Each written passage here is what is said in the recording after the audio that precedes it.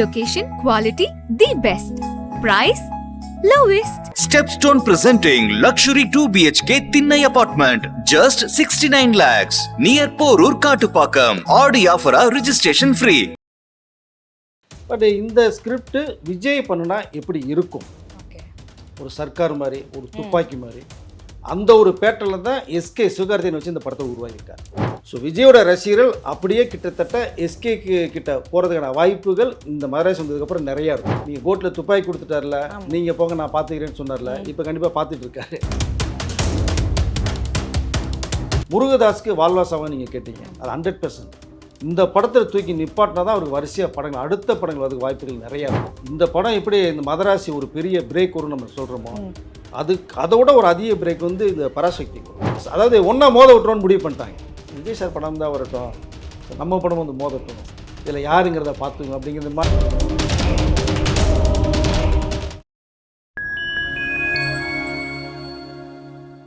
Fine time cinema நேயர்களுக்கு வணக்கம். இன்னைக்கு நம்ம நிகழ்ச்சியில சீனியர் ஜேர்னலிஸ்ட் வெங்கடேஷன் சார் நம்ம கூட இணைஞ்சிருக்காரு. வணக்கம் சார். வணக்கம். கூலி படத்தை பத்தி இப்போ நிறைய போயிட்டு இருக்கு. கூலி படத்துக்கான கலெக்ஷன் எவ்வளோ, கதை எப்படி இருக்கு அப்படின்றது இதெல்லாம் தாண்டி வந்து பாத்தீங்கன்னா நிறைய படங்கள் அப்படியே தள்ளியும் வச்சுட்டாங்க, கூலி வருதுப்பா அதனால அப்படின்னு சொல்லிட்டு. அடுத்ததா வந்து பாத்தீங்கன்னா சிவகார்த்திகேயன் அவர்களோட மதராசி அந்த படம் வந்து வருது. அதுக்கான சின்னதா ஒரு ப்ரோமோ வீடியோவும் போட்டிருந்தாங்க எல்லாருமே, ஏஆர் முருகதாஸ் அவங்க எல்லாருமே சேர்ந்து. அந்த படத்தை பத்தின இது முருகதாஸுக்கோட வாழ்வா சாழ்வா அப்படின்ற ஒரு நிலைமை அப்படின்ற மாதிரி எல்லாரும் பேசிக்கிறாங்க. ஆனால் நிறைய கதைகள் நம்ம பார்த்துட்டோம், படங்கள் பார்த்துட்டோம். இது அவர் எப்படி எடுக்க போறாரு, எப்படி வெளியே வரப்போகுது அப்படின்ற ஒரு மிகப்பெரிய ஒரு எதிர்பார்ப்பு இருக்கு. அதை பத்தி கொஞ்சம் சொல்லுங்க. கண்டிப்பா இது வந்து விஜய மைண்ட்ல வச்சு உருவாக்குனதா முருகதாஸ் ஸ்கிரிப்ட். ஏன்னா நிறைய சக்சஸ் கொடுத்தவர் தான். இப்போது இந்தியில் போய் சல்மானுக்கு வச்சு சிக்கந்தர் கொடுத்து அது கொஞ்சம் ஃப்ளாப் ஆனதுனால டோட்டலாக அப்செட் ஆகிருக்காங்க. பட் இந்த ஸ்கிரிப்ட் விஜய் பண்ணுனா எப்படி இருக்கும்? ஒரு சர்க்கார் மாதிரி, ஒரு துப்பாக்கி மாதிரி, அந்த ஒரு பேட்டர்ல தான் எஸ்கே சிவகார்த்திகேயன் வச்சு இந்த படத்தை உருவாக்கியிருக்காரு. கண்டிப்பாக நீங்கள் அதாவது விஜய் எப்படி நீங்கள் பார்க்கலான்னு நினைக்கிறீங்களோ, எஸ்கே வந்து இந்த படத்தில் அப்படியே பார்க்கலாம். நீங்கள் கிட்டத்தட்ட அந்த ஃபார்முலா, அந்த ஸ்டைலில் தான் வந்து எஸ்கே பண்ணியிருக்காரு. சாங்லாம் ஒரு டான்ஸ் எல்லாம் பார்த்தீங்கன்னா மனுஷன் பின்னிருக்கார், பின்னியாதான். ஸோ விஜயோட ரசிகர்கள் அப்படியே கிட்டத்தட்ட எஸ்கே கிட்ட போகிறதுக்கான வாய்ப்புகள் இந்த மதராசி வந்ததுக்கப்புறம் நிறையா இருக்கும். நீங்கள் கோர்ட்டில் துப்பாக்கி கொடுத்துட்டார்ல, நீங்கள் போங்க நான் பார்த்துக்கிறேன்னு சொன்னார்ல, இப்போ கண்டிப்பாக பார்த்துட்டு இருக்காரு.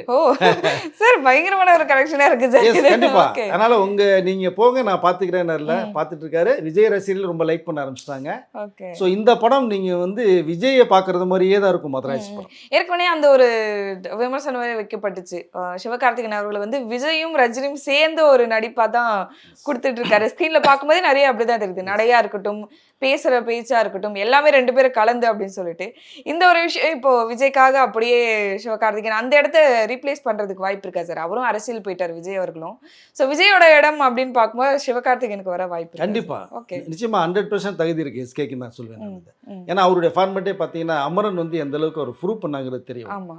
ரெண்டாவது அந்த படம் வந்து பயோகிராஃபி நீங்கள் பண்ணாரு ஓகேன்னு சொன்னோம்னா கூட, பட் பெர்ஃபார்மன்ஸ் ஒன்று இருக்கு இல்லையா, அவர் எப்படி பண்ணால் நமக்கு தெரியாது. ஸோ இவர் ஸ்க்ரீனில் எப்படி பண்ணியிருக்காரு அதை தான் நம்ம பார்க்க முடியும். நம்ம இவர் மூலமாக தான் அவர் எப்படி இருந்தால் நம்ம தெரிஞ்சுக்கிறதுக்கான வாய்ப்புகள் இருந்துச்சு.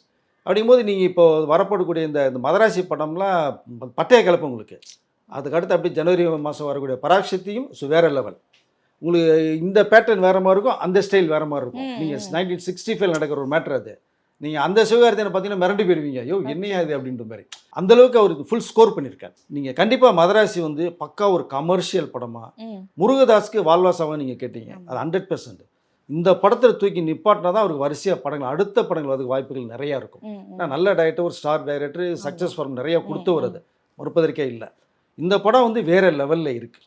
ஸோ அதாவது இந்த நீங்கள் சொன்ன கதை பிரகாரம் சரி, அவருடைய பெர்ஃபார்மன்ஸும் சரி, டான்ஸும் சரி, ஃபைட்டும் சரி, எவ்ரிதிங் பக்கா ஒரு மாஸ் பேக்கேஜாக இந்த படத்தை வந்து பண்ணியிருக்காரு முருகதாஸ்.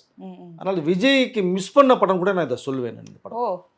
ஓகே, ஸோ அப்போ இது ஒரு மிகப்பெரிய ஒரு விஷயமா தான் இல்லை கரியரில் ஒரு பேசப்படுற ஒரு படமாக இருக்கும் அப்படின்றது தான். கண்டிப்பாக கண்டிப்பாக எஸ்கேக்கு வந்து இந்த அமரனுக்கு அப்புறம் மிகப்பெரிய சக்ஸஸ் இந்த படத்துக்கு வரது வாய்ப்பு நிறையா இருக்கு. ஓகே ஓகே ஓகே, அந்த அளவுக்கு வந்து ஸ்கிரிப்ட் நல்லா இருக்குன்னு எனக்கு ஒரு நம்பமான ஒரு தகவல்.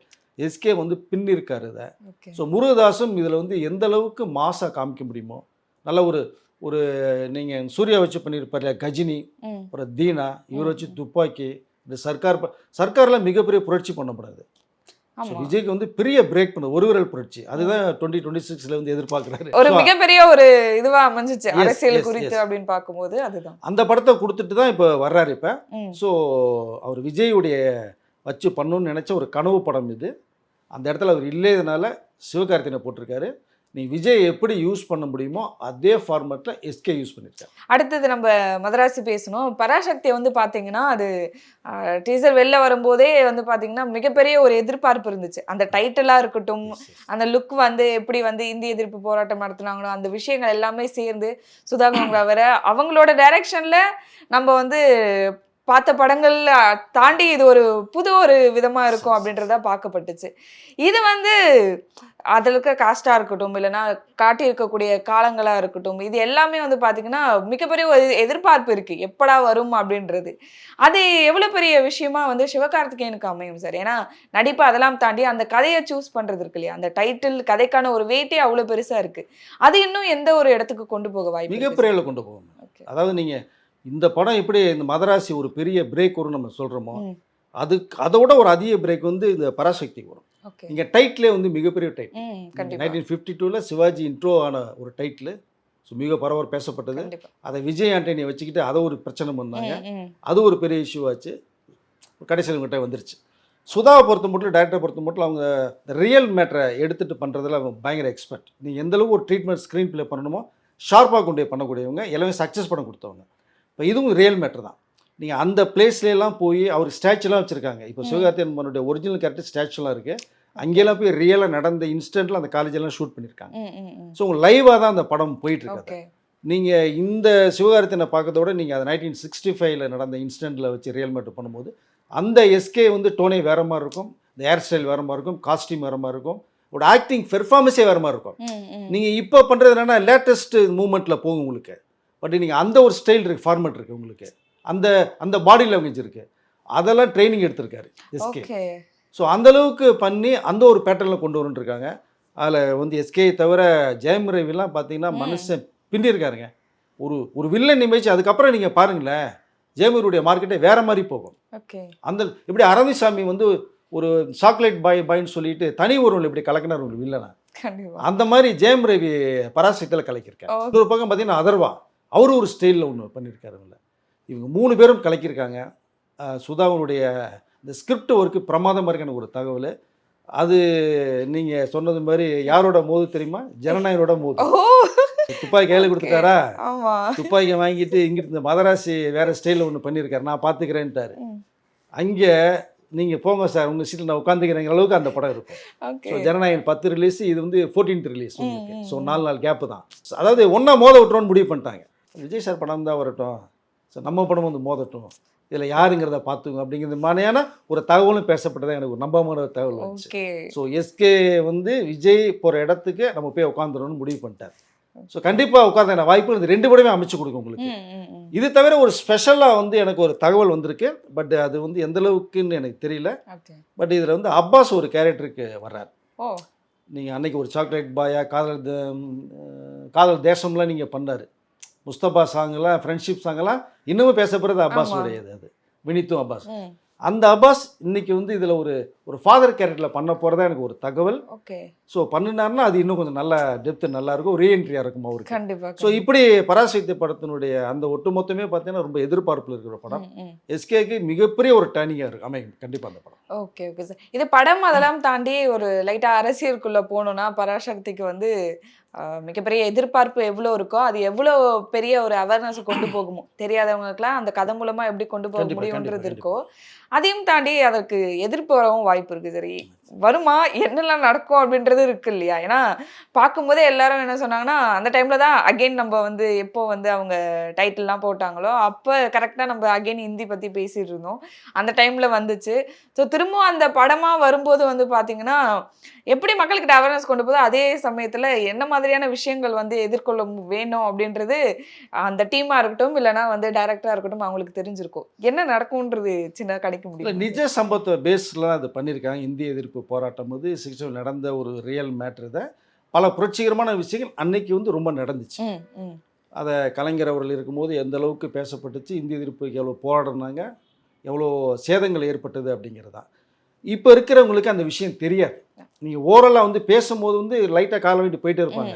அதை நீங்கள் விஷுவலாக பார்க்கும்போது ஒரு டெப்த்து தெரியும் உங்களுக்கு. கண்டிப்பாக. ஸோ இன்றைய இருக்கிறவங்க வந்து அன்றைக்கி எவ்வளோ கஷ்டப்பட்டு ஒரு விஷயத்தை பண்ணுனாங்கிறத புரிஞ்சுக்கிறதுக்கான வாய்ப்புகள் நிறையா வரும். இதை அதாவது பார்த்திங்கன்னா அரசியல் வாடகை நிறையா இருக்கும் அதில். ஏன்னா ஸ்டூடெண்ட் மத்தியில் பெரிய புரட்சிகரமான விஷயங்கள் பண்ண வந்து ஸ்கிரிப்ட் அது நிறைய இல்லை. இப்போ அரசியல் தாக்கம் அது நிறையா இருக்கும். கண்டிப்பாக மீறி நிறைய இன்றைய இருக்கிற ஒரு சுச்சுவேஷனில் மாறுதலாக எடுக்கப்பட்டால் கண்டிப்பாக அது வந்து அரசியல்னால அது கொஞ்சம் பிரேக்கப் ஆகிறதுக்கான வாய்ப்புகள் நிறையா வரும். பட் அதை தாண்டி வந்து டைரக்டர் சுதா அவங்க பண்ண மாட்டான்னு தான் நினைக்கிறேன். பட் இந்த பார்டரை தாண்ட மாட்டாங்க அவங்க. அதெல்லாம் தெரிஞ்சுதானே இதுக்கு வந்து தெரிஞ்சு தான் பண்ணியிருக்காங்க. அதுக்குள்ளே தான் ட்ராவல் பண்ணுவாங்க நிச்சயமாக. இந்த படம் வந்து அரசியல் சார்பான ஒரு படம் தான். ஸோ இளைஞர்கள் மாணவர்கள் எந்த அளவுக்கு வந்து அன்னைக்கே இவ்வளோ புரட்சிகரமான விஷயங்களை நம்மளுடைய நாட்டுக்காக பண்ணாங்கிற ஒரு விஷயம் இது. பட் கண்டிப்பாக தெரிஞ்சக்கூடிய ஒரு படம் இது. பெரிய அளவில் பாதிப்புகள் வரான்னு தான் நான் நினைக்கிறேன். அந்த பார்டருக்குள்ளே போகும்போது அவ்வளோ பெருசாக இருக்காது. கண்டிப்பாக. Okay sir. ஸோ திரைப்படங்கள் சார்ந்து நிறைய விஷயங்கள் அப்டேட்டாக இருக்கட்டும், ஒரு கிளியரன்ஸ் கொடுத்ததாக இருக்கட்டும், நிகழ்ச்சியில் கலந்துக்கிட்டது ரொம்ப நன்றி. தேங்க்யூ.